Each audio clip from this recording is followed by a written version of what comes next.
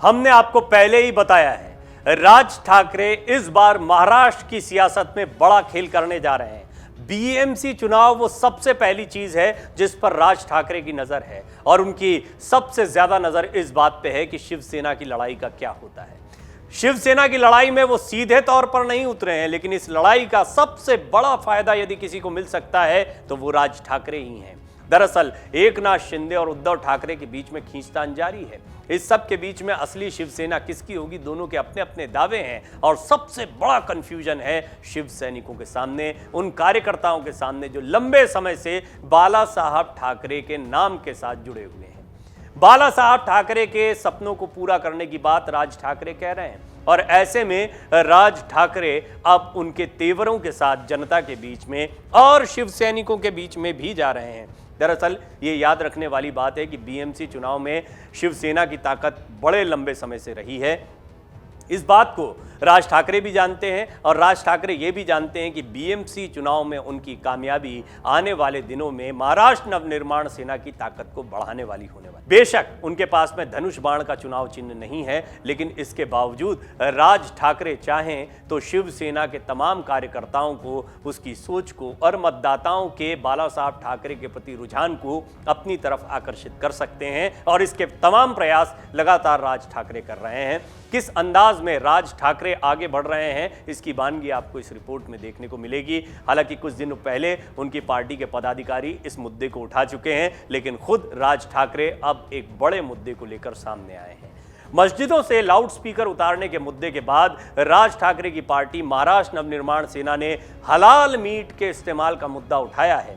MNS जल्दी ही हलाल meet के खिलाफ मुहिम शुरू करने वाली है। इस मुहिम में राज ठाकरे खुलकर सामने आ गए हैं। उन्होंने साफ तौर पर कहा कि हलाल मीट के कारोबार से आतंकवाद को पैसा जाता है, इसीलिए इस पर लगाम लगाने की सख्त जरूरत है। अब यहाँ पर सवाल ये उठता है कि आखिर राज ठाकरे के इस कैंपेन को इतना बल क्यों मिल रहा है। आपको याद होगा, जैसे ही मन से इस कैंपेन की शुरुआत करने की योजना बना रही थी, उसी समय लगातार मुंबई में 26/11 जैसे आतंकी हमले की धमकियां मिलनी शुरू हो गई थी। इसलिए राज ठाकरे ने इसमें आतंकी एंगल को जोड़ दिया है और महाराष्ट्र में अगर किसी कैंपेन को आतंकवाद से जोड़कर चलाया जाता है तो जनता अपने आप जुड़ने लगती है, क्योंकि आतंक का दंश मुंबई और महाराष्ट्र की जनता झेल चुकी है। एक महत्वपूर्ण बात यह भी है कि जिस दिन राज ठाकरे ने इस कैंपेन की शुरुआत की, ठीक एक दिन बाद रायगढ़ में विस्फोटकों और हथियारों से भरी एक नाव बरामद की गई थी। बस इतना काफी था राज ठाकरे को इस मुहिम को स्थापित करने के लिए। यही कारण है कि इस मुहिम में महाराष्ट्र के लोग भी बढ़ चढ़कर हिस्सा लेते दिख रहे हैं। राज ठाकरे को उम्मीद है कि आने वाले दिनों में एक बड़ा मुद्दा बनेगा और बीएमसी चुनाव में सबसे पहले उन्हें बड़ा फायदा पहुंचा सकता है। इसके अलावा सबसे बड़ी बात है हिंदुत्व का एजेंडा, वो एजेंडा जो बाला साहब ठाकरे का था। सबसे पहले कहा था गर्व से कहो हम हिंदू हैं। हिंदुत्व की बात पर ही एकनाथ शिंदे ने उद्धव ठाकरे को छोड़ा और कहा कि कांग्रेस और एनसीपी के साथ हाथ मिलाकर उद्धव ठाकरे ने बाला साहब ठाकरे के सपनों को नजरअंदाज कर दिया। इसीलिए राज ठाकरे इस मुहिम को काफी जोर दे रहे हैं और इस मुहिम के जरिए वो अपनी राजनीतिक जमीन को मजबूत करना चाहते हैं, बाला साहब ठाकरे की विरासत को संभालना चाहते हैं। इतना ही नहीं, इस मुहिम के जरिए राज ठाकरे पुरानी शिवसेना वाली कार्यशैली को भी दिखाने की कोशिश कर रहे हैं। पुरानी शिवसेना यही काम करती थी, मराठी अस्मिता को लेकर कई ऐसे कैंपेन चलाए और उसका असर भी देखने को मिला। इसलिए अपने पुराने अंदाज से भी लोगों को प्रभावित करने की कोशिश राज ठाकरे कर रहे हैं, जैसे पहले किया करते थे। और यही कारण है कि एमएनएस कार्यकर्ता लोगों को झटका मीट की मांग और इस्तेमाल करने के लिए जागरूक करेंगे। एमएनएस ने इसकी वजह यह बताई है कि हलाल मीट से होने वाली कमाई को टेरर फंडिंग के लिए लगाया जाता है, जो देश की सुरक्षा के लिए खतरा है।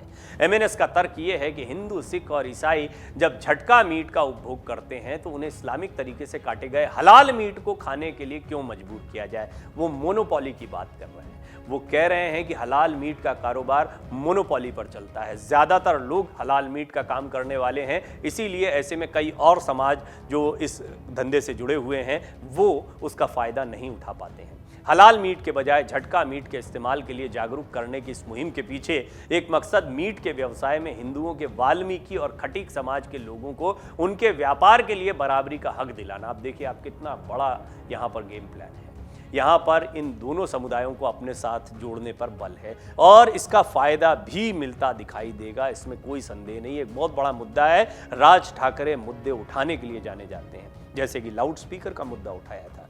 वो भी एक ऐसा मुद्दा था जो हिंदुत्व से जोड़कर देखा गया। उत्तर प्रदेश में तो इसके बाद बकायदा गाइडलाइंस जारी कर दी। हलाल मीट बाजार के दबदबे की वजह से इन समुदायों को काम नहीं मिल पाता या उन्हें असली फायदा नहीं मिल पाता है। एमएनएस की दलील है कि जब देश में सिर्फ 15% मुसलमान हैं तो बाकी 85% समाज के लोगों को इस्लामिक तरीके से काटे गए मांस को खाने के लिए मजबूर कैसे कर सकते हैं। एमएनएस के उपाध्यक्ष यशवंत किलेदार इससे पहले भी कह चुके हैं। जो बात राज ठाकरे अब खुलकर कह रहे हैं वो किलेदार ने पहले ही कही है कि हलाल और झटका अवध के तरीकों का मुद्दा सिर्फ धार्मिक नहीं है, ये मुद्दा देश की सुरक्षा से जुड़ा है। इससे होने वाली कमाई को आतंकी कार्रवाई में शामिल किया जा रहा है, आरोपियों के केसेस लड़ने में इस्तेमाल किया जाता है। इसलिए इस मुद्दे पर जनता को जागरूक करने के लिए जल्दी ही एक मुहिम शुरू की जाएगी। अरब देशों में हलाल मीट की डिमांड है, इसलिए हलाल किया जाता है, लेकिन देश के लोगों को हलाल मीट खाने की जबरदस्ती क्यों? राज ठाकरे की पार्टी के उपाध्यक्ष का यह भी कहना था कि मीट के व्यवसाय में इस्लामिक तरीके का इस्तेमाल बढ़ाकर देश में इस्लामिक अर्थव्यवस्था का आधार तैयार किया जा रहा है। यह समस्या आगे चलकर विकराल हो सकती है। कच्चे मीट के लिए हलाल इस्तेमाल किए जाने वाले सर्टिफिकेशन अब मैकडॉनल्ड्स, केएफसी, अन्य fast food, cosmetic, Ayurvedic, medicine, hospital और अन्य कंपनियां ले रही हैं। यानी एक तरह से इस्लामिक अर्थव्यवस्था भारत में बन रही है।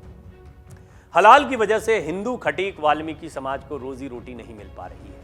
इस व्यापार पर एक ही धर्म के लोगों का कब्जा होता जा रहा है।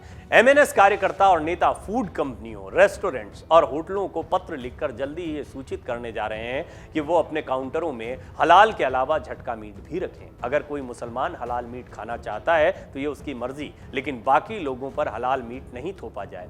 उनके लिए झटका मीट परोसे जाने का इंतजाम रखा जाए। एमएनएस कार्यकर्ताओं और नेताओं का कहना है कि अगर कंपनियां उनकी बातें नहीं मानेंगी तो वो एमएनएस स्टाइल में उनसे अपनी बातें मनवाएंगी। ये एमएनएस स्टाइल क्या है? आपको याद है मुंबई में और महाराष्ट्र में कई जगहों पर मराठी में साइन बोर्ड लिखे जाने का एक बड़ा अभियान चला। यूं तो बहुत छोटी सी बात दिखती है कि दुकानों के बाहर मराठी में कुछ लिखा हो या दुकानों का नाम और संदेश जो है वो मराठी में हो। बात छोटी सी थी, लेकिन इतनी बड़ी मुहिम बन गई कि राज ठाकरे ने देखते ही देखते मुंबई के सारे साइन बोर्ड बदलवा दिए।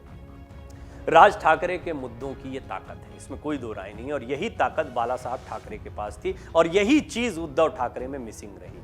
एकनाथ शिंदे क्या इस अंदाज में आ पाएंगे, कहना बड़ा मुश्किल है। ऐसे में एकनाथ शिंदे और उद्धव ठाकरे जब सत्ता की लड़ाई लड़ रहे हैं, शिवसेना पर कौन काबिज हो की लड़ाई लड़ रहे हैं, राज ठाकरे उस विचारधारा को अपनी तरफ खींचने की कोशिश कर रहे हैं जो पूरी तरह से बाला साहब ठाकरे से जुड़ी हुई है। और वो हिंदुत्व के एजेंडे को अब बहुत मुखर तरीके से उठा रहे हैं, जिससे ये स्पष्ट है कि वो बीजेपी के सामने भी एक बड़ी चुनौती पेश करने जा रहे हैं। कम से कम यदि कोई गठबंधन होता है या साथ में चुनाव लड़ते हैं तो वो ये स्पष्ट कर देंगे कि वो बराबर की भागीदारी के साथ आगे बढ़ रहे हैं, सीटों की दावेदारी बढ़ा सकते हैं। हालांकि कोई कॉम्बिनेशन बनेगा या नहीं बनेगा ये तो आगामी बीएमसी चुनाव में ही पता चल जाएगा, लेकिन ये बात स्पष्ट है कि राज ठाकरे अब अपनी सियासत की धार तेज करने जा रहे हैं और बहुत मुमकिन है कि जिस तरह की लड़ाई शिवसेना में चल रही है, एक बड़ा शिव सैनिकों का वर्ग उनके साथ जुड़ जाए। डाउनलोड करें अमर उजाला ऐप और पाएं खबरें लगातार।